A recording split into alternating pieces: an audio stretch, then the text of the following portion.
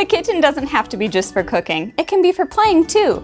And in this Cart to Kitchen, my friend Avery and I will be showing you one of our favorite creations, homemade Play-Doh. Avery, what do you like about this Play-Doh? It's super soft and squishy, and it's not sticky, and you can make any color you want. And of course, you can buy all the ingredients to make at your grocery store. Let's show them how. Combine flour, salt, cream of tartar with water and oil. Stir constantly over a medium heat and remove it when it begins to form into a ball. Place on waxed paper or on the counter and allow to cool slightly.